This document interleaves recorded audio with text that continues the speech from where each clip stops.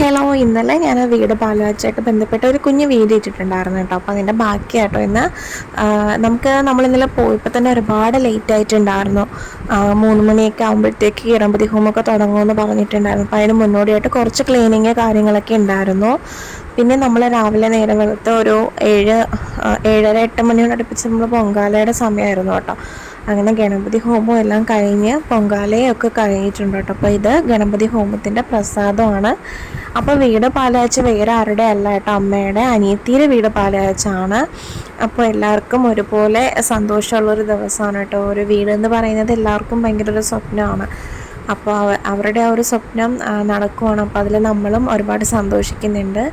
പിന്നെ കുറേ ചടങ്ങുകൾ കാര്യങ്ങളൊക്കെ ഉണ്ട് കേട്ടോ. ഇനി പാല് കാച്ചുന്നതിന് മുമ്പായിട്ട് വിളക്കും പിന്നെ എന്തൊക്കെയോ കാര്യങ്ങളൊക്കെ ഉണ്ട്. അപ്പോൾ അതൊക്കെ ആയിട്ട് ഇപ്പോൾ പോവുകയാണ്.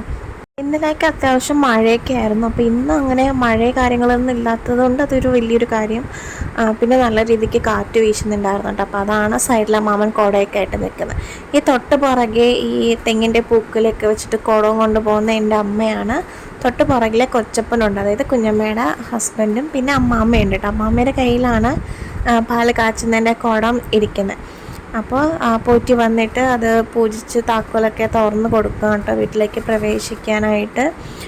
ഇത് കഴിഞ്ഞ് ഇത് നേരെ ഗണപതി ഹോമം നടക്കുന്ന ആ ഒരു മുറിയിലേക്കായിട്ട് ഇതെല്ലാം കൊണ്ടുവന്ന് വെക്കുക. പിന്നെ അവിടെ നിന്നാണ് തീയൊക്കെ കത്തിച്ച് നമ്മൾ അടുപ്പിലേക്ക് പകരുന്നത്. ഫൈനലി ഇതേ പാല് നല്ല തിളച്ച് പൊങ്ങിയിട്ടുണ്ട് കേട്ടോ. അപ്പോൾ അതിലേക്കും എന്തൊക്കെയോ കാര്യങ്ങൾ ആഡ് ചെയ്യുന്നുണ്ട്. അതായത് ഈ അരിഞ്ഞ പഴം, പിന്നെ മധുരത്തിന് വേണ്ടിയിട്ട് കൽക്കണ്ട്, പിന്നെ കുറച്ച് അരി അങ്ങനെയൊക്കെ ഇട്ടിട്ട് ആട്ടോ എടുക്കുന്നത് പാലിന് കാച്ചുന്നത്. അങ്ങനെ അത് വളരെ ഭംഗിയായിട്ട് കഴിഞ്ഞു കേട്ടോ. അപ്പോൾ ഒത്തിരി സന്തോഷമുണ്ട്. നമ്മുടെ കൂട്ടത്തിൽ ഒരാൾ സന്തോഷിക്കുമ്പോൾ അത് നമുക്കും ഭയങ്കര ഒരു സന്തോഷമല്ലേ. പിന്നെ ഉച്ചയ്ക്ക് ആയപ്പോഴത്തേക്ക് നമ്മൾ ഫുഡ് കഴിച്ചു കേട്ടോ. ഏകദേശം ആളുകളെല്ലാം ഒഴിഞ്ഞപ്പോഴായിട്ട് നമ്മൾ ഫുഡ് കഴിച്ച് വെജിറ്റബിൾ ബിരിയാണി ആയിരുന്നു കേട്ടോ.